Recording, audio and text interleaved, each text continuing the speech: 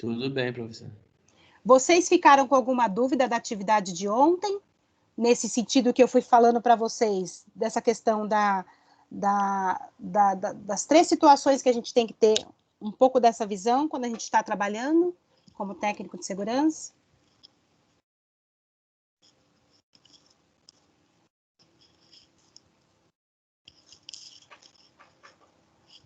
Alguém quer acrescentar alguma coisa, alguma vivência, alguma experiência aí no trabalho?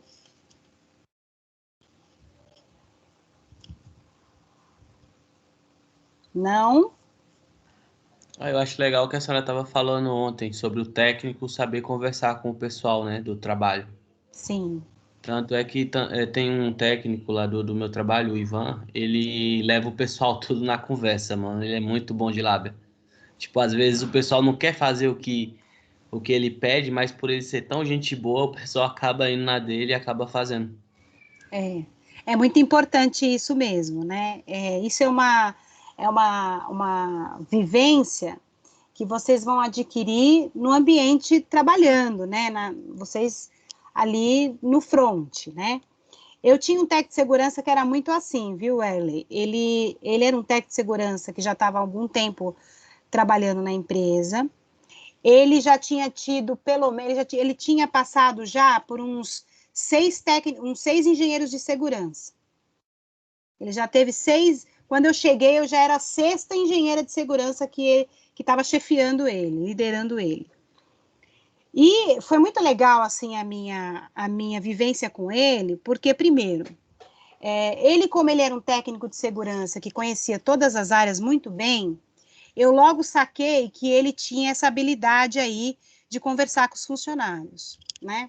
E como eu estava chegando e na empresa, por mais que tivesse um engenheiro de segurança lá, não não havia uma gestão de segurança efetivamente implantada, eu tive que começar do zero o departamento, né? E aí eu tive que fazer diversos procedimentos, criar diversos protocolos, procedimentos, relatórios específicos. Eu tive que criar tudo, fluxo de acidente, fluxo para o pessoal de que dava aula em laboratório. Olha, eu tive que fazer de tudo um pouco lá para poder a gente criar uma gestão de segurança efetiva para a gente evitar acidentes. Quando eu cheguei lá, a gente tinha um número muito grande de acidentes. E o meu técnico de segurança, como ele sabia tudo da empresa, eu deixei ele muito à vontade para ele atuar, né? Então, por exemplo, como ele tinha muita habilidade nessa questão da fala, de saber lidar com os funcionários, e isso assim, gente, ele sabia lidar com os funcionários de todos os níveis, desde a equipe da limpeza, equipe de obra, equipe de manutenção, engenharia, professores, diretorias e administrativos. Ele sabia lidar com todo mundo. Era inacreditável essa habilidade que ele tinha. Mas também o engenheiro de segurança tem que dar essa liberdade para o técnico de segurança, né? O técnico de segurança, para ele poder trabalhar num ambiente de trabalho lá, orientando os funcionários, ele tem que ter essa liberdade do seu líder, né, do seu gestor. Então, é importante também que nós, engenheiros de segurança, tenhamos esse olhar, essa sensibilidade, para dar uma certa autonomia para vocês trabalharem, né? Porque isso desenvolve muito vocês. Então, muitas vezes vocês vão estar em empresas onde a gestão, eu até comentei aqui em aulas anteriores, teve colegas, inclusive, aqui que comentaram que trabalham com técnico de segurança que fica dentro ali da área do RH, mas ele não tem muita autonomia, né, para fazer algumas coisas. Então, assim, coisas que são importantes para a gestão de segurança, efetivamente, né? Fiscalizar, ir para campo, dar treinamento, orientar, fazer diálogo diário de segurança, que é super importante, né? Então, assim, o engenheiro de segurança tem que dar autonomia, o técnico de segurança tem que saber aproveitar essa autonomia a seu favor, para que a equipe faça o que a gente precisa que faça, que é o quê? Usar EPI, participar dos treinamentos, ser cipeiro, participar da brigada de incêndio, dar orientação para os seus colegas de segurança. Então, é isso que a gente precisa, né? Essa questão da lábia é super importante mesmo, a gente tem que ter essa habilidade E isso todo mundo vai desenvolver trabalhando mesmo na área. Tem pessoas que já vão vir com isso naturalmente, né? E tem pessoas que vão desenvolver isso ao longo do tempo. Mas todo mundo vai chegar lá, né? Então, isso que você falou, Wiley, é de extrema importância para a atividade de técnico de segurança. Porque vocês estão ali lidando com o trabalhador. Muitas vezes esse trabalhador vai estar trabalhando ali numa situação de pressão para terminar aquela atividade muito rápido. Ou muitas vezes ele vai estar com um problema pessoal, né? E vai estar ali aborrecido, ou vai estar ali no trabalho dele, desenvolvendo a atividade dele, estressado, ou desanimado, ou desatento. E a gente tem que ter um pouco desse olhar, sem a gente ser muito invasivo, sem a gente ser muito... sem a gente invadir um pouco a privacidade ali da pessoa, mas a gente também tem que trazer a pessoa para a gente, né? Ter essa sensibilidade, isso é de extrema importância. Então, onde eu e o Lucas, a gente conseguiu trabalhar super bem, a equipe, eu não sei se eu comentei, mas no começo, as pessoas não queriam participar da CIPA, as pessoas não queriam participar da brigada de incêndio, mas graças a Deus, a gente foi mostrando para eles a importância disso tudo, né? E aí foi muito legal o desenvolvimento que a gente fez lá. Diga, Brian. Professora, lá na minha empresa, quando que nós tá montando a nova CIPA, né? Por conta do Covid-19 e tudo mais, ia acabar, aí que nós ia começar outra, eles deram um tempo para nós poder começar, né? Depois que, aí foi em junho, acho, foi em junho, foi em julho que é pra gente ter começado. A gente começou a organizar agora. E o mais engraçado é que, tipo, tem gente de anos lá na empresa que participava da CIPA, tudo mais, e hoje em dia é bem difícil hoje em dia eles querer. Quem quer é sempre gente nova. Ele sempre fala que é muito trabalho, não dá, tudo mais. Aí a gente está correndo atrás, que a gente tem até sexta-feira e está correndo atrás. Para ter Isso 8 aí. pessoas. Porque a CIPA demanda reunião todo mês, né? Quando você participa da parte de mapa de risco, você trabalha muito próximo ali do pessoal de SESMIT. Então, além das suas atividades que você tem que fazer dentro da empresa, você também tem que contribuir nessa parte da segurança do trabalho e prevenção de acidentes. Quando tem a CIPAT, ajudar a organizar, muitas vezes convidar as pessoas, ir atrás de brinde, essa coisa toda. Então, é um trabalho de muita dedicação, né? De alguma forma. Sim, é bastante. É isso que eles falam também. Muitos falam que, tipo, eu não tenho mais idade para isso, muito trabalho, não vou ter tempo. Aí a gente fala, é só uma vez por mês que você vai ter reunião. Eles falam, eles teclam que não, não e não e não. Aí a gente vai lá encher o saco de novo deles para poder entrar. Professora, mas querendo também não, os funcionários que participam da CIPA, é bem difícil, bem difícil achar um que faz tudo direitinho. Querendo ou não, ele joga tudo pra gente. Tipo, ele só participa, tipo, das reuniões, aí na hora, tipo, que eles dizem alguma coisa errada, tudo mais, que eles têm o direito de falar, né? Depende da coisa, eles jogam pra gente. Aí nós fica chateado, vamos dizer assim, para não falar outra palavra. Isso é comum, né? Mas vai muito também dessa questão da interação do técnico de segurança e engenheiro de segurança, SESMIT, né, como um todo, e os cipeiros. Por isso que eu falo, é um processo que nós aqui, do outro lado, que é engenheiro de segurança e técnico de segurança, a gente tem que estar, casadinhos, trabalhando juntos, desde o comecinho lá. Desde quando a gente está lá fazendo o processo eleitoral, desde quando a gente está lá buscando as pessoas para participarem, né? Nós, do Departamento de Segurança do Trabalho, por exemplo, as reuniões de CIPA, a gente sabe que é uma vez por mês, mas o que a gente fazia? A gente já estabelecia um calendário. A gente sentava com os cipeiros, nós, Segurança do Trabalho, e a gente já estabelecia o calendário de todas as reuniões durante o ano, para já deixar tudo prontinho. O que nós, da Segurança do Trabalho, fazíamos? Já reservávamos sala, a gente já meio que organizava, a gente viabilizava para eles, a gente ajudava a fazer aquilo acontecer. Porque aí facilitava um pouquinho mais para eles, porque como a gente lida todo dia com isso, isso facilita mais isso já é a nossa rotina, e a gente criava viabilizava para eles, então ajudava muito. Então, vocês da segurança do trabalho, muitas vezes, vão ter que fazer um pouco disso, né? De ter que ir lá e fazer essa viabilidade, né? Ir lá, organizar todas as datas de reuniões, sentado com eles lá, discutir, olha, vamos fazer no mês de junho reunião dia tal, mês de julho reunião dia tal, criar o calendário, né? Criar sempre um grupo de e-mail que todo mundo participa, principalmente nós do SESMIT, e a gente ir dando a diretriz, a gente ir dando o caminho para o cipeiro. Assim, o cipeiro consegue trabalhar de uma maneira mais ativa, com o nosso acompanhamento, ele não se sente sozinho na função, né? Que é isso que é importante, a gente tem que ter, não sei se o Cris comentou bastante isso com vocês, mas isso é importante, nós, o profissional que está lá como cipeiro, a gente não pode esquecer que ele está lá contribuindo como cipeiro, mas ele também executa as atividades dele. Quando a pessoa se candidata para ser cipeiro, a gente também tem que ter esse olhar de ver com ele o seguinte, a sua atividade, por exemplo, o rapaz é um gerente de uma empresa, ele vive viajando, ele vive em reunião, né? Ele é gestor. Vocês acham que ele vai conseguir ter uma participação efetiva como cipeiro? O que vocês acham? De estar lá todos os meses fazendo a reunião? Eu acho que vai ficar um pouco difícil para ele, Não né? é? Um pouco corrido. Exato. Então, a gente também tem que dar essa orientação. Olha, eu acho, seria muito legal que você viesse, mas você precisa repensar como que vai ser aí, para você dividir sua atividade, participar conosco. Nós vamos criar o calendário de todas as reuniões, né? Então, a gente vai mostrando isso, né?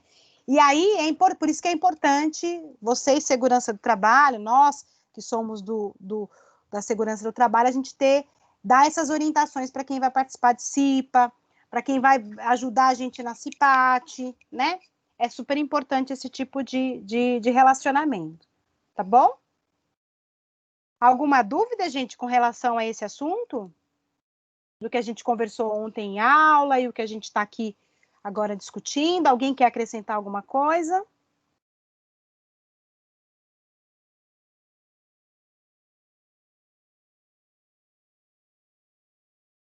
Posso prosseguir? Sim. Pode. Beleza. Ó, só a gente retomando um pouquinho alguns conceitos, né? Então, eu comentei com vocês que é importante que vocês conheçam os departamentos, que vocês saibam qual é a atividade que a gente executa em cada um desses ambientes, porque a gente consegue observar e reconhecer os riscos que estão nesses ambientes, ok?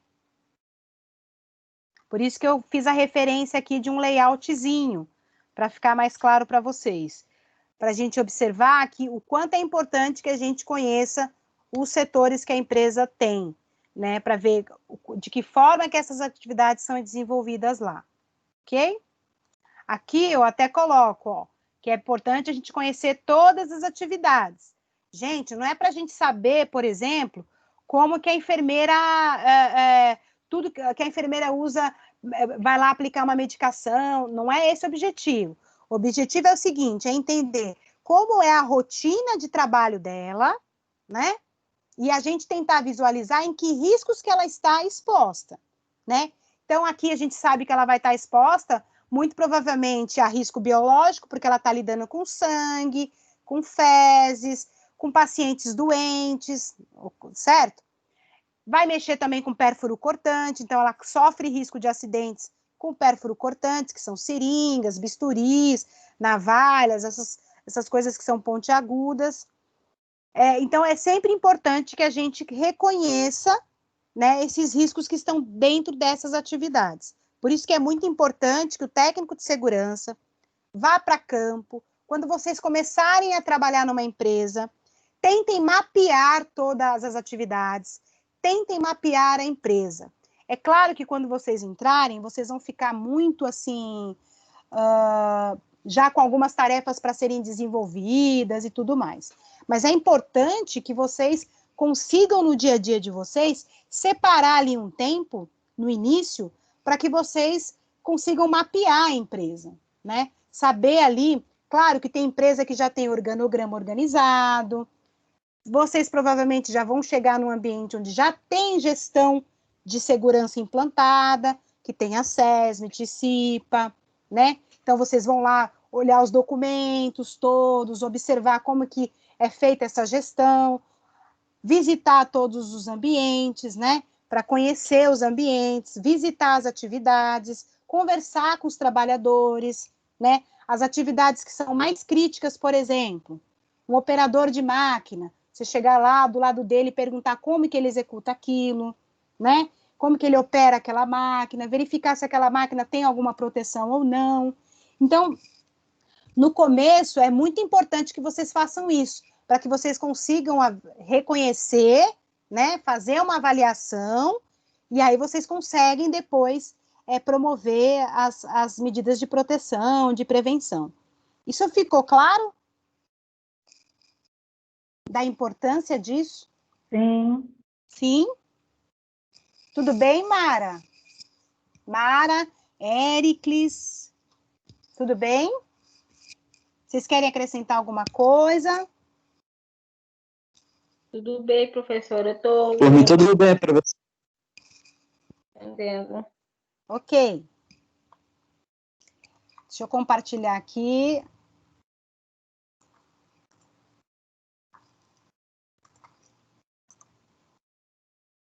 E aí, só para a gente concluir aqui, que quando a gente faz essa avaliação, e essa análise e essa avaliação desses ambientes, das atividades, a gente, de fato, consegue fazer uma gestão de segurança correta e adequada, gente.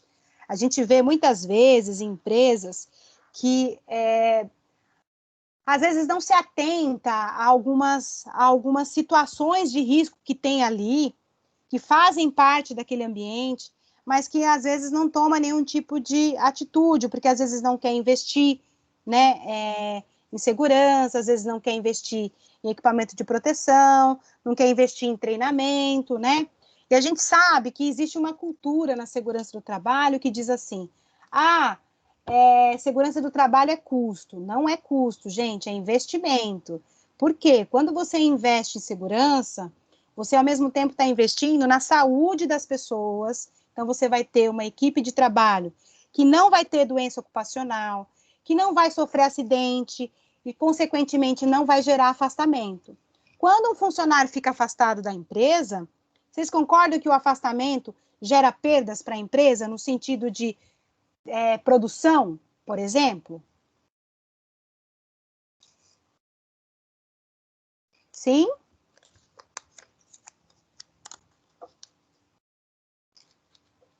Acho que sim. Não é? Quando você tem um funcionário afastado, você está deixando, você tem que contratar um novo para substituí-lo, e aí você gerou um custo, né? E você tem aquele afastado, né? E aquele afastado pode provocar uma perda na produção, por exemplo, daquele setor, não é? Então, quando a gente fala em segurança do trabalho, a gente está investindo, não é custo, tá? Então, Professora, oi, Jéssica.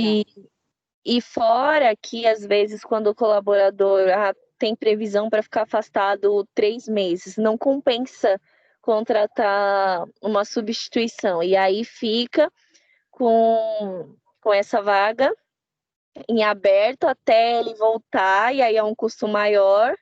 Aí acaba, depois que contrata, o funcionário volta, é todo um transtorno, né? Exatamente. Olha aí que importante aí a visão de alguém que estava no RH, que sabe como que as empresas funcionam nesse quesito aí. Então, gente, afastamento, acidente de trabalho gera afastamento, gerando afastamento, gera um custo maior para a empresa do que ele promover equipamento de proteção individual e coletiva, treinamento daquela função, né? Muitos acidentes de trabalho, gente, acontecem porque a pessoa não foi treinada adequadamente para aquela atividade, tá? Isso acontece muito. Eu sou perita e eu faço bastante perícia de acidente de trabalho. A maioria dos acidentes de trabalho acontecem porque não houve treinamento adequado, né? Muitas vezes, um diálogo diário de segurança, que é aquela conversa que a gente tem antes das atividades, com a equipe de obra, equipe de enfermagem, com as equipes de trabalho, às vezes um DDS daquele faz toda a diferença. Aqueles 10 minutinhos, 5 minutinhos, que a gente fala um pouquinho de segurança, de que ele tem que tomar cuidado com o ambiente de trabalho em que ele vai executar aquela atividade, faz a diferença, pode salvar uma pessoa de um acidente, né? Então, a gente sempre tem que ter isso na cabeça. É importante que a gente sempre faça esse tipo de abordagem dos funcionários, porque a gente ajuda com que não aconteça acidente de trabalho, certo? Isso que a Jéssica falou é de extrema importância. Quando gera um afastamento, é custo para a empresa, custo 2 vezes. Gerou afastamento, você tem que sair, já prejudicou a produção, e depois ele tem que repor uma pessoa no lugar, ok? Diga, Felipe, acho que você queria comentar alguma coisa, não? Professora, aproveitar o gancho aí, complementar o que a Jéssica falou. É verdade, tem um caso lá no serviço lá que tá dando um rebuliço bem grande pra gente, que um rapaz meio que simulou um acidente na escada da empresa. Porque a gente puxou a câmera e tudo mais, ele já vinha dando problema e tal, aquele rebelde, enfim, aí meio que ele simulou um acidente, tava andando normal, depois, sei lá, não dá para ver um escorregão ali na escada, ele meio que se jogou, aí médicos e tudo mais, pessoas também já vinha falando que a fratura que ele teve no ombro não foi pelo suposta caída da escada, mas o que ele já tinha. Mas mesmo assim, tivemos que afastá-lo. Isso acontece, viu, gente? Muitas vezes esses pepinos aí vão parar na mão da segurança do trabalho e do pessoal da RH. No âmbito da segurança do trabalho, isso vai parar na mão de vocês, porque a investigação de acidentes é feita por vocês, técnicos de segurança. Todo mundo sabia disso? Alguém já ouviu falar? Eu não sabia, só vim saber, assim, aprofundadamente, claro, né? Depois que eu entrei e já estava acontecendo isso. Aí eu via o técnico de segurança para cima e para baixo, vendo um monte de coisa. Exatamente. Quando acontece um acidente de trabalho, vocês lembram que eu comentei lá atrás, quando eu falei um pouquinho de acidente de trabalho? Quando acontece o acidente, quem é o primeiro a ser chamado? Geralmente o técnico de segurança, tá? Geralmente. Então, vocês também vão criar esses fluxos. Fluxo que eu quero dizer é o seguinte: qual é o procedimento para o trabalhador quando acontece um acidente de trabalho?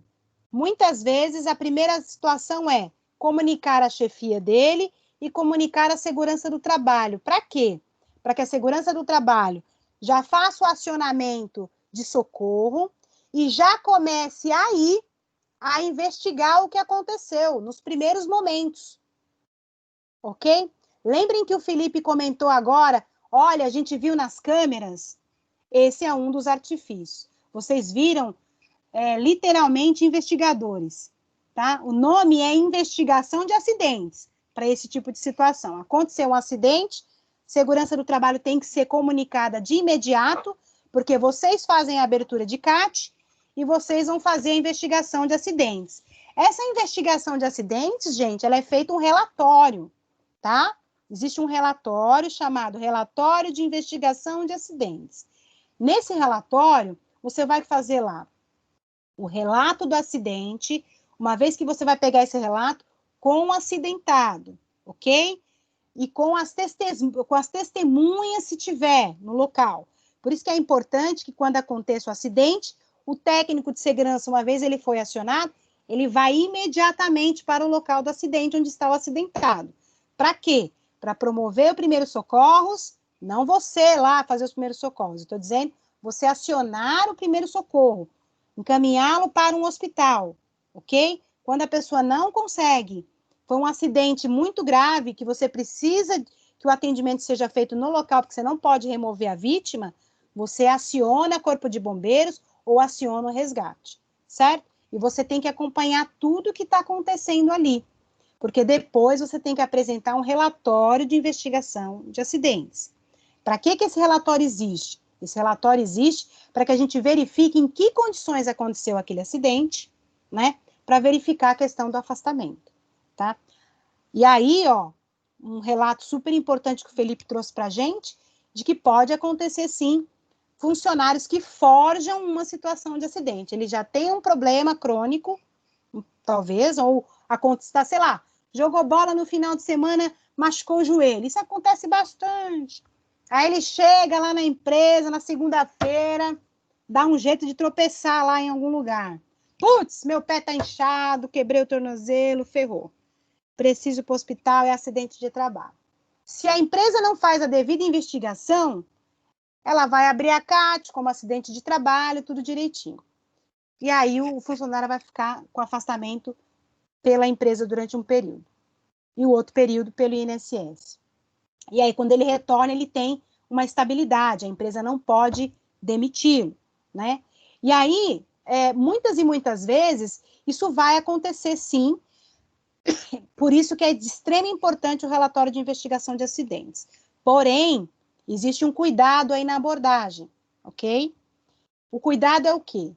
Quando acontecer um acidente de trabalho e vocês são acionados para ir até o local e fazer essa investigação, vocês têm que fazer registro fotográfico, muitas vezes, tá? Desculpe. Estou sem água aqui, por isso estou tossindo. Vou até falar um pouco mais devagar para ficar melhor para vocês também. Quando vocês são acionados para ir até o local do acidente e que vocês vão ter que fazer essa investigação, vocês não vão chegar lá com aquele ímpeto de interrogar o acidentado. Veja, ele já está numa situação de fragilidade, né? Que ele acabou de se acidentar, né? Então, o objetivo que o que a gente primeiramente tem que fazer é promover o socorro, né? Acionar o que tem que acionar para ele poder ser socorrido. E depois, quando esse acidentado, você tiver que entrar em contato com ele para pegar os dados para abertura de CAT, as informações do acidente, a gente tomar muito cuidado com essa abordagem. Aí eu volto para aquilo que o Werley levantou aí e para aquilo que eu comentei ontem, dessa sensibilidade, dessa habilidade na hora da gente conversar com a pessoa, né? Porque ela está ali fragilizada, ela já sabe que ela vai ficar, que ela está machucada, muitas vezes é um acidente grave que pode ocorrer uma amputação, alguma coisa mais grave. Então, assim, a gente tem que ter todo um cuidado na hora de conversar com esse acidentado, ok? A gente vai estudar, gente, especificamente acidentes de trabalho, tá? Eu vou ensinar vocês a fazerem uma investigação de acidente, vou ensinar vocês a fazer o relatório de investigação de acidentes e vocês também vão fazer análises de acidentes, ok? Isso um pouquinho mais para frente. Tudo bem? Brian, você quer falar alguma coisa? Sim. Professora, sobre investigação de acidente, você falou agora, lá na minha empresa foi quinta passada ou foi sexta, que estava um calor enorme na parte da manhã. Aí chegou um funcionário e tudo mais, e antes de entrar, tem o termômetro, né? É a pistolinha que fala. Aí o porteiro passou nele e tava dando 38. Mas aí nós já ficou com medo, né? Aí me chamou, disse lá embaixo, eu desci com medo também, pensando que era Covid. Aí, mas é por conta do sol. Aí eu pedi para ele aguardar um pouco, peguei água. Ele ficou, acho que uns 20 minutos lá parado para a temperatura dele abaixar, porque tava muito sol. Isso aí, exatamente. Agora, com essa questão da Covid, só complementando um pouquinho aí que o Brian falou que é importante também, o que acontece hoje nas empresas, né? Todas as empresas estão tendo que se adaptar aí com a questão do Covid-19. Então, o retorno dessas atividades presenciais e empresas que têm atividades que não pararam, que no caso são construção civil, por exemplo, a construção civil não parou, a construção civil se manteve. Então, os ambientes de obra se mantiveram, mas tiveram que fazer toda uma adaptação para receber esses colaboradores. E o estudo dessa adaptação, dessa mudança de layout, desses protocolos de saúde, medição de temperatura, uso de álcool gel, higienização das mãos, Tudo isso, gente, o técnico de segurança, engenheiro de segurança, que promove, que institui, que implanta nas empresas, né? Então, assim, a nossa participação aí nessa questão da Covid-19, no retorno das empresas que possuem SESMIT, é muito importante. Nós somos os cabeças desse movimento aí, para que os colaboradores consigam chegar e se posicionarem no seu trabalho sem correr risco de contaminação. Então, é super importante a atuação do técnico de segurança e do engenheiro de segurança nesse sentido, tá? É uma coisa aí que o Brian levantou, que a gente também tem que levar em consideração. Por quê? Porque Covid-19, já houve uma coisa interessante que eu acho que é legal a gente até comentar aqui. Já houve algumas alterações, uma hora, lá no começo da pandemia, virou doença ocupacional. Depois, eles tiraram como doença ocupacional. Então, isso tá em discussão, vai e vem, vai e vem, vai e vem. Se você adquire o Covid-19 dentro do seu ambiente de trabalho, né? Como é que a empresa tem que adotar aí a situação? Acho que a Jéssica e o Luiz e o Felipe poderiam falar alguma coisa. Vocês sabem como é que está sendo isso? Como é que está sendo lá, Felipe, na sua empresa, por exemplo? Se algum funcionário tem Covid-19, adquirir Covid-19 dentro do ambiente de trabalho, se isso já aconteceu, se houve algum afastamento nesse sentido ou não? Sim, professor, tem bastante casos nesse sentido, sim. A cada semana a gente pega, sei lá, de repente aí duas pessoas por semana aí com suspeita, e quando já está com suspeita a gente já manda se afastar e a gente contrata uma clínica para poder fazer o exame Acompanhamento. dela. Exatamente, acompanhamento. Entendi. Aí pessoas também com grávidas, pessoas que tá trabalhando de home office, tem bastante, tem até uma pessoa trigêmeas, bem legal. Pessoas também com problemas respiratórios e tudo mais também estão trabalhando de home office. Agora o pessoal de obra que tem esse tipo de problema não está indo mesmo. Não tem muito Entendi. o que fazer, não tem como trabalhar de home office, ele não está indo mesmo, mas está recebendo tudo bonitinho, conforme a lei, porque não são eles, é a nova questão mesmo da Covid-19. Exato. E é isso. Beleza, legal. Então aí, gente, como o Felipe falou, as empresas estão se adaptando e afastando quem já é suspeito e mantendo afastado quem é grupo de risco, né? E quando aconteceu uma situação dessa de ambiente de obra, por exemplo, de repente uma pessoa ser contaminada, ela é afastada de imediato. Então, assim, o segurança do trabalho, que somos nós, a gente tem uma atuação muito forte e muito importante nesses protocolos, tá? Então, isso também é uma coisa que eu vou trabalhar um pouquinho aqui com vocês também, aproveitando que a gente está falando aí de pandemia, né? E que é super importante aí, que de repente vocês podem estar indo para uma empresa, sei lá, de repente mês que vem tá todo mundo aí fazendo estágio, vai chegar na empresa e vai ter esses protocolos todos lá, e a atuação, fiscalização e orientação vai muitas vezes. Tudo bem?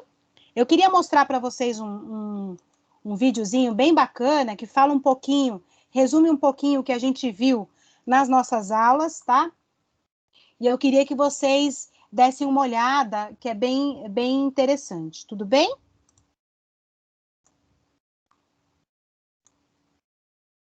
Depois eu vou disponibilizá-lo para todos, para quem quiser.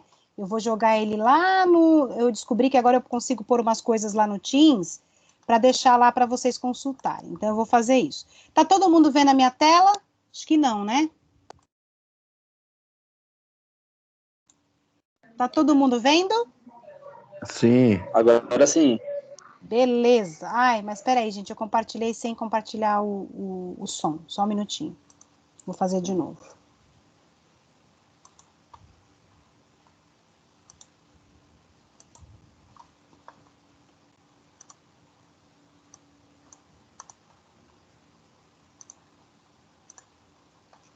Vamos lá, gente.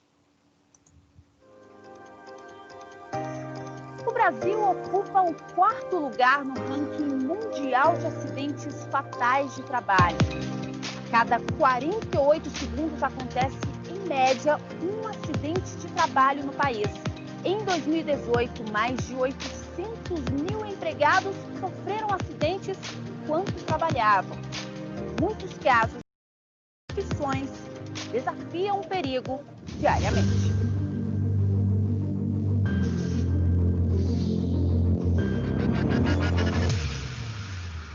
Nós estamos aqui no 15º andar, 30 metros de altura, mais um dia de alpinista industrial.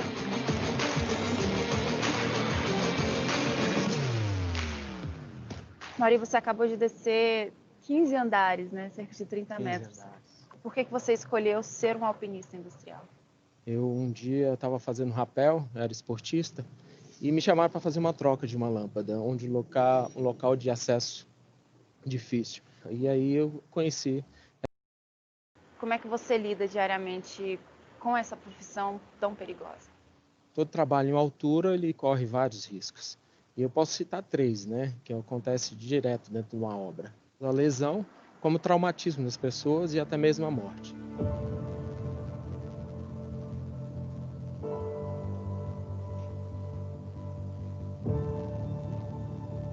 Dona Antônia, o que o dia 15 de novembro de 2012 representa para a senhora? Muita tristeza. O nosso provedor, ele não morreu, ele foi tirado. Tiraram ele. Cortaram a gente assim, não meio. Segundo um laudo médico que tem minha ali, eu perdi em 10 a 15 anos de vida nesse acidente. Não é pouco. A profissão do José está entre as que mais aparecem em listas de atividades de risco no Brasil nos últimos anos, seja tanto pelo risco de acidentes, contaminação, também por outros fatores que aumentam o nível de periculosidade. No dia 15 de novembro de 2012, o eletricista e o colega de trabalho, Wilson de Pádua Pires, faziam a manutenção no sistema de energia de um prédio, quando uma explosão mudou completamente o destino dos 2 profissionais. Abri a subtração, liguei a luz, liguei uma chave de 13.800 volts. Quando eu virei para ir até onde ele estava, meu colega, eu vi quando ele puxou, que aí ele já explodiu.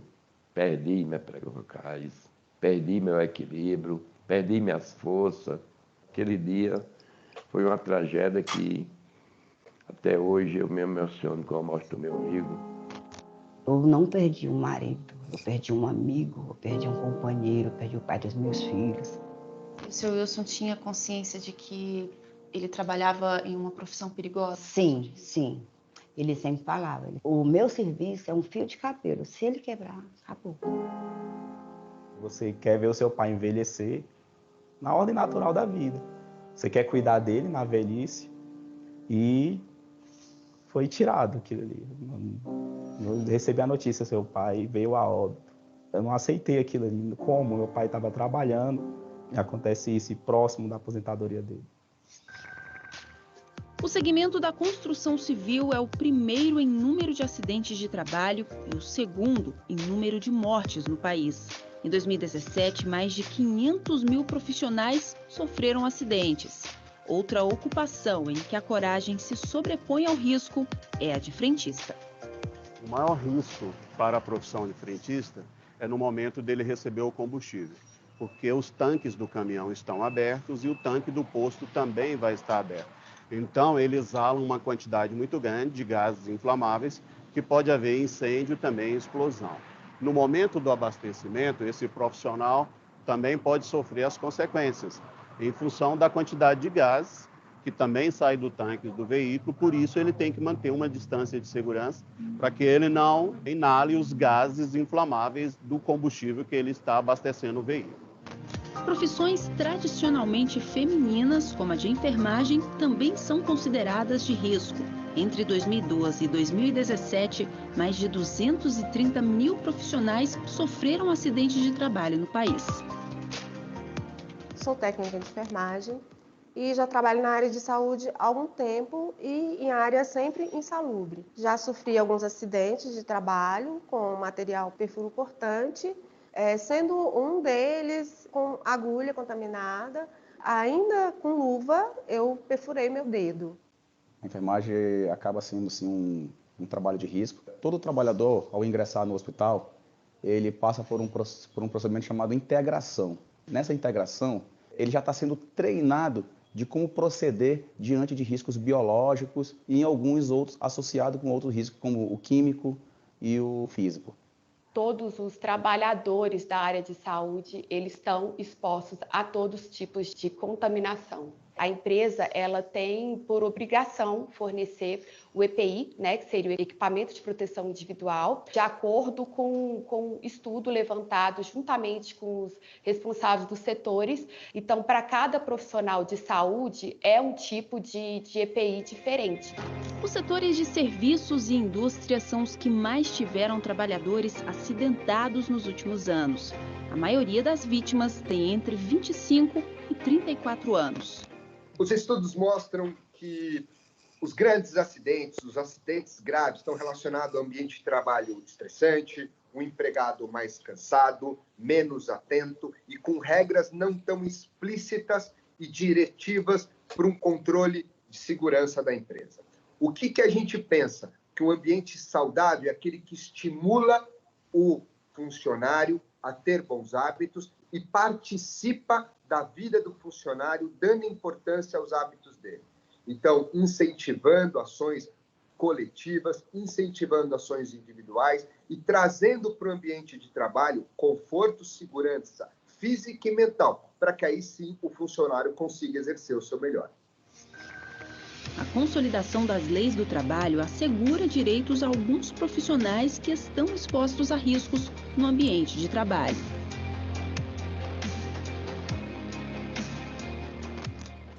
Nós temos na nossa sistemática o adicional de insalubridade e o adicional de periculosidade.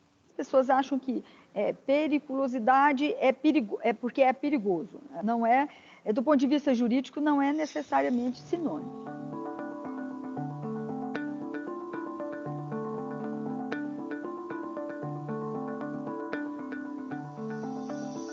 O adicional de insalubridade, ele é pago no período que durar o trabalho, naquelas condições insalubres, né? O direito abrange profissionais de saúde e profissionais que lidam com qualquer trabalho que seja classificado em uma norma de segurança do trabalho como trabalho insalubre ou perigoso.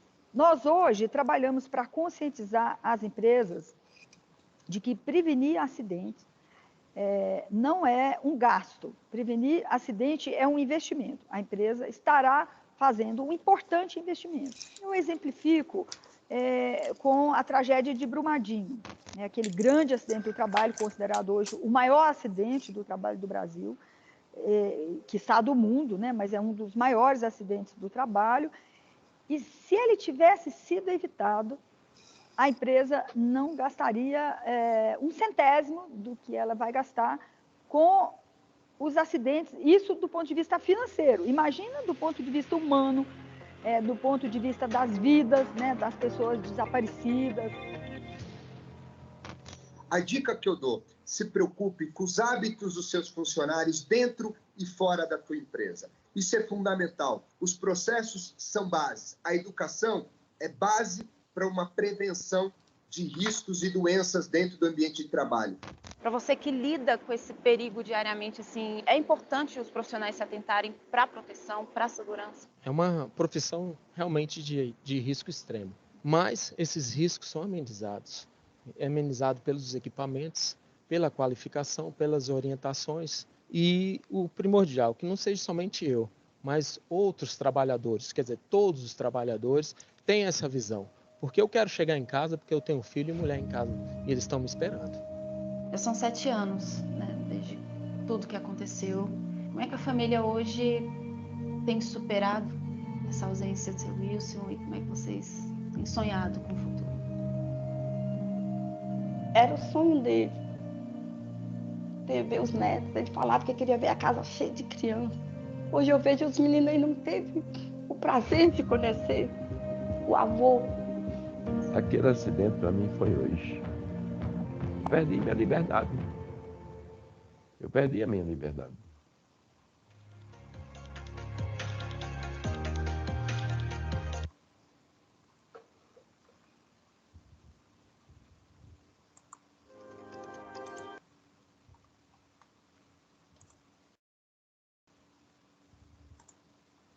Oi, gente. E aí, o que vocês acharam? Bem interessante. Né?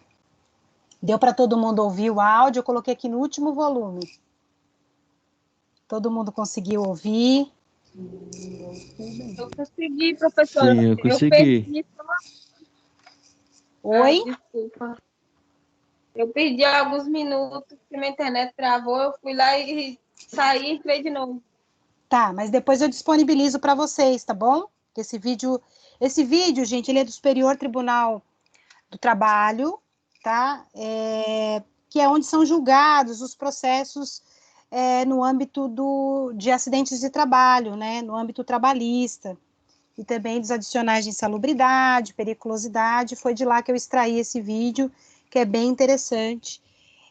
Vocês verem que falou um pouquinho de algumas coisas que a gente já conversou, né? Sim? Sim. Aqui, vocês repararam qual é a atividade que mais mata no Brasil? Alguém lembra? Que mostrou no vídeo? Isso. Os eletricistas, né, gente? Que estão aí com risco de eletricidade, né? A maioria deles aí, eles trabalham, né, numa atividade que já é, por si só, bastante perigosa, né? E eles ficam ali numa exposição muito grande. E que o mínimo erro, é fatal, o acidente. Dificilmente um acidente de choque elétrico não vai trazer sequelas graves, né? Ou a morte. Então, é uma das atividades que tem maior número aí de mortes, né? A segunda é do operário, né? Que eu acho que engloba um pouquinho aí pessoal que trabalha em obra, pessoal que opera máquinas e indústrias, né? Eu acho que é um compilado um pouco disso, né? Que é o segundo número aí. E, gente, olha que inacreditável também. A quinta, motoboys. Pessoal que anda de moto. Tem gente aqui que trabalha com moto? Eu não trabalho com moto, professora, mas eu utilizo de segunda a sexta para ir e para voltar. Você é motociclista, né? É verdade. Exatamente. Mas tem alguém aqui que é motoboy mesmo, que trabalha fazendo entregas? Eu vou e volto também do trabalho. Gente, tá no quinto, ranking do quinto. Quinta maior causa de morte na atividade de motoboy, né? Então a gente tem que tomar também bastante cuidado. Eles trabalham também, gente, é diferente, né? O motociclista, que é o caso do Samuel e do Felipe, que usam a moto como um transporte, né? Como meio de transporte. Essas pessoas que são os motoboys, eles trabalham fazendo muitas vezes entregas. E eu acho que vocês aí devem conhecer amigos que trabalham nesse tipo de atividade. Eu tenho amigos que trabalham nesse tipo de atividade e é alucinante, porque eles têm que entregar super rápido. Quanto mais entrega eles fazem, mais eles ganham. Então, assim, eles trabalham sob uma pressão absurda. E eles têm que estar o tempo todo atento a telefone, atento ao GPS, atento a achar o endereço, atento ali no trânsito. Então, é uma loucura mesmo, né? É uma exposição muito grande, mas que está muito mais voltada, eu acredito, para a parte mental, porque ele tem que estar ali a 1000 por hora pensando nas ações que ele tem que tomar, fazer a entrega rápido, subir na moto, retirar o pedido, é uma loucura, né? A gente sabe porque a gente também utiliza desse tipo de serviço, né? Mas a gente sabe aí que não é fácil. E vocês observaram há pouco tempo atrás que teve uma manifestação, greve desse pessoal que faz entrega? iFood, Rappi, Uber, vocês chegaram a ver? na televisão. Sim. No meio da pandemia, eles pararam tudo. Justo, né, gente? Sim? Ah, eu achei, professora, porque é a vida deles, né, que tá em jogo também. Porque é igual, tipo, aconteceu lá na empresa. A menina chamou tudo mais, ela chamou fez um pedido pelo iFood, aí o rapaz, ele acabou atrasando. Te vi! Ele atrasou. Ele acabou atrasando e a menina ficou brava com ele, porque, tipo, furou o pneu dele e a menina tava nem aí pra vida do cara, furou, tipo, no meio da marginal. E é triste saber isso, é triste. Não sei se todo mundo sabe, mas as empresas Rappi, iFood, elas não registram esses profissionais, né? Então, eles não têm ali garantia de, se acontecer um acidente, eles terem direito ao afastamento pelo INSS. Vocês sabiam disso ou não? É por isso que eles paralisaram uns dias desses. Isso! Por conta dessas coisas. Exatamente, para garantir, para fazer com que as empresas paguem o que é devido, né? Pelo risco que eles correm todos os dias, né? Se fosse eles, a gente não, né? Porque eu trabalhei, mas as pessoas que estavam em casa que precisam dos serviços dele, não estaria nem vivo para contar a história, né? Exatamente, eles atuaram de forma muito grande nessa época da pandemia. Todo mundo precisou deles para supermercado, para ir buscar um documento, para buscar comida, para farmácia, para tudo. Eu utilizei aqui muito. E até para levar coisas para os meus clientes. Eu tenho serviço de motoboy que eu pago mensal, porque eu utilizo muito, né, para mandar projeto para meus clientes, planta, essas coisas. Então, é importante a atividade deles, né? Mas eles trabalham naquele ritmo acelerado e ganham por produção. E isso gera neles uma pressão muito grande no trabalho, né? E não é justo que eles trabalhem sem ter as garantias que qualquer outra atividade tem, né? Tendo lá o seu registro em carteira, seu 13º, o seu recolhimento previdenciário e do INSS, previdenciário que garante a aposentadoria e do INSS que vai garantir, no caso de um acidente de trabalho ou de uma doença que gere um afastamento, que ele tenha lá direito a receber o benefício, né? É direito de todos nós, não é verdade? Então, assim, é uma atividade de extremo risco, mas que muitas vezes as empresas aí não estão fazendo a parte delas, né? A gente sabe disso, tanto é que eles fizeram aí, acho que foi 2 ou 3 greves, paralisações eles fizeram, que eu achei que foi muito correto, né? E depois eu olhei aqui no vídeo a função de frentista, né? Gente, eu vou acabar 9h40, tá? Só porque teve esse atrasozinho aí, mas eu já tô terminando, tá bom? Só para a gente concluir um pouquinho aqui, a função de frentista. Vocês viram aí a importância da gente conhecer a atividade, como que ela é feita? Vocês viram lá o técnico de segurança falando da atividade? E dos riscos? Eu fiquei surpreso que eu nem sabia que existia uma profissão dessa. O primeiro rapaz... Risco? O primeiro rapaz lá, o escalador. O escalador de altura industrial, sim. Sim, caraca, que louco. Mas tem, sim. Geralmente, quando você olhar assim na fachada desses prédios de vidro, assim, esses caras, esses são os alpinistas industriais. Que eles trabalham em altura. Nossa vida, nem se me pagasse R$1 milhão, eu morro de medo de altura. Eu também. Eu jamais faria um trabalho desse, jamais.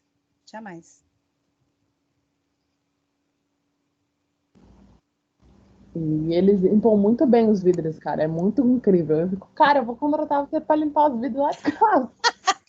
É verdade. E eles, né, estão ali num risco absurdo. Caiu, um equipamento de segurança que não foi acoplado de maneira correta, seguindo os procedimentos corretos do fabricante, ele cai. Esses dias tinha as janelas do hospital, elas têm uma trava, né? Porque já aconteceu dos pacientes se jogarem da janela. Aí eles têm uma trava para limitar a distância de abertura. Aí eles precisavam que fosse aberto porque não conseguiam, né, sair para poder fazer a limpeza de determinados vidros. Aí o major falou que não ia autorizar a abertura das janelas, não, para limpar. Eu falei, então deixa sujo, rapaz. Porque eu tô querendo limpar e não vai abrir o negócio, então deixa sujo, vai embora. Ninguém é obrigado, não. Eu fiquei nervosa depois só de pensar. Falei, nossa, cara, que ridículo. É uma superioridade fora do normal. E assim, é uma atividade que exige treinamento específico, né?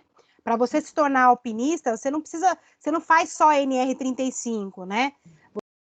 Os cursos específicos, porque você está trabalhando numa altura muito maior do que o que a NR35 ali está colocando. Então, você faz esse curso e ainda faz o curso de alpinista industrial, que é um curso específico para isso, tá? E muitas vezes, gente, por exemplo, a gente às vezes não pensa, né? A gente vai às vezes abastecer o carro, ou tá dentro de um carro e que está sendo abastecido ali, e a gente não pensa o risco da atividade do frentista, né? Tem gente que acha que eles só vão lá, coloca a pistolinha lá dentro, abastece seu carro e pronto, e que eles não estão expostos a nenhum risco, mas eles estão. Quando o caminhão chega para abastecer, eu já fiz perícia, inclusive, nesses ambientes da atividade de frentista, e assim, a gente às vezes não sabe, né? Mas vocês viram lá o técnico de segurança comentando sobre a atividade? Os riscos que estavam ali envolvidos? Inflamáveis, com explosões, incêndio, né? Vocês viram?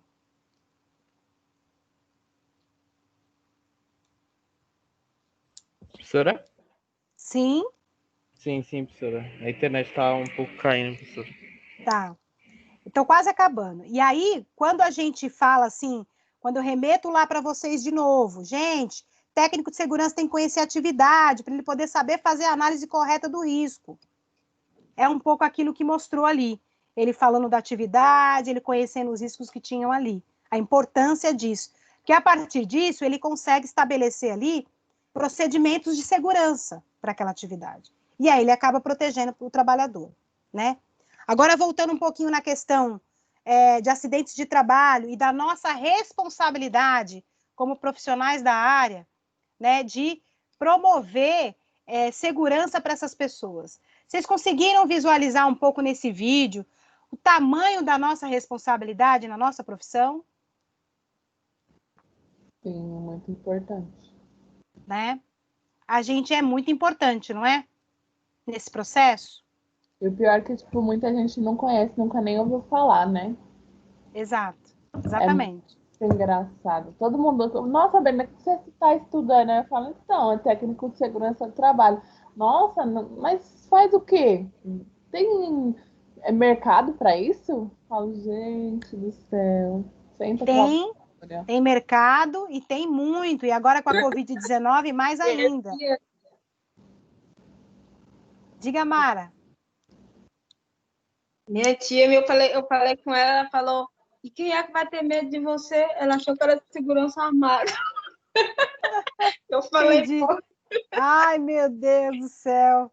Pois é, o ideal é que as pessoas não tenham medo de você mesmo, viu, Mara? Que o trabalhador olhe para você e veja você como um apoio, um suporte, tá? Que ele não te veja com medo mesmo, não. É isso aí, tá? É isso que a gente tem que... É difícil não ter medo, hein? Mas é muito da abordagem, né? É muito da abordagem, porque tem empresas que vão muito para esse lado da punição, né? De punir o funcionário e tal. E não é bem o caminho, né? Porque se você quer... O técnico de segurança, gente, muitas vezes, ele faz o papel, se só tem ele na empresa, no âmbito da segurança do trabalho, ele faz o papel de liderança, né? E o bom líder não é aquele que sai punindo, que sai ali esbravejando. Não, muito pelo contrário, é aquele que abre o diálogo, né? É aquele que sabe ouvir, né? Aquele que sabe conversar, né? O caminho nunca vai ser esse da punição, nem de esbravejar. Nunca será esse o caminho melhor para você ter a equipe de trabalhadores voltada para a segurança do trabalho. Certo? Eu queria conversar um pouquinho mais com vocês sobre esse vídeo, mas eu vou deixar para amanhã. Amanhã eu vou pegar os primeiros 20 minutos de aula para a gente só finalizar, que eu queria conversar com vocês mais 3 pontos desse vídeo que eu acho que vale a pena a gente abordar, e aí a gente segue depois com o restante da aula, tudo bem? E aí eu vou finalizar por aqui para não ficar tão cansativo aí para vocês, tudo bem?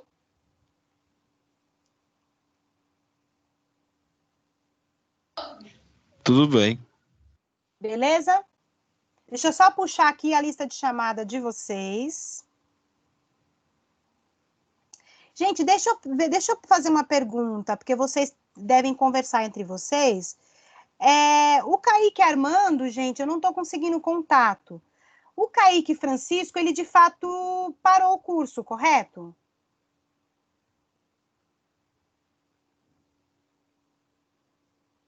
Vocês saberiam me informar?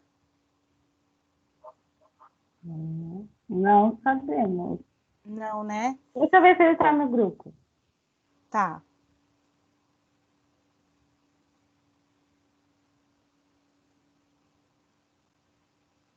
O Kaique Francisco Saiu algum. tá no grupo. O Kaique Francisco está no grupo. Sim. O Kaique Armando, não. Não, não está. Ah, tá. Então tá. Então, bom, vou pedir então para o Senac falar com eles, porque eu estou preocupada com essa questão de faltas. Tá?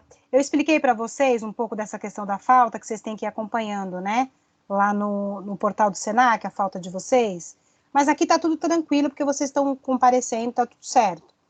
Tá assim, ó, o Kaique, o outro, o Armando, né? Isso. Tá os dois do grupo. Tá os dois? É. Tá. Eu vou tentar falar com eles mais uma vez. Se eu não conseguir, aí eu vou pedir pro Senac ver se consegue falar com eles por telefone também. Obrigada, viu, Joyce? Olha o Werley, gente. Tá todo mundo vendo o Werley. Oi, Werley. Oi. É que eu não vejo rostinho. Abriu o áudio sozinho, professora. Desculpa, o vídeo, aliás. Não, desculpa nada. Eu acho ótimo ver o rostinho de vocês. Eu só vejo Que foi bem na hora que eu figurinhas. tava mexendo no Só celular. vocês que me veem. Eu não verdade. consigo ver vocês. Ia ser tão legal se a gente se visse mais, né? Mas a gente chega lá, tá bom? Esse negócio tá de pegadinha. Abriu a câmera sozinho. Não é não. Então tá bom, gente. Obrigada por hoje, tá? E qualquer dúvida me procurem, tá bom? E aí amanhã eu queria dar uma conversadinha com vocês sobre o vídeo. Então, algumas coisas eu vou mandar para vocês. Vou mandar o relatório técnico agora, para vocês terem aí. Vou ver se a Poliana me mandou o passo a passo da questão boletos, Braia e Brenda. Vamos dar um jeito nisso. Eu consegui visualizar agora. Eles mandaram, só que estava nos spam. Ah, legal.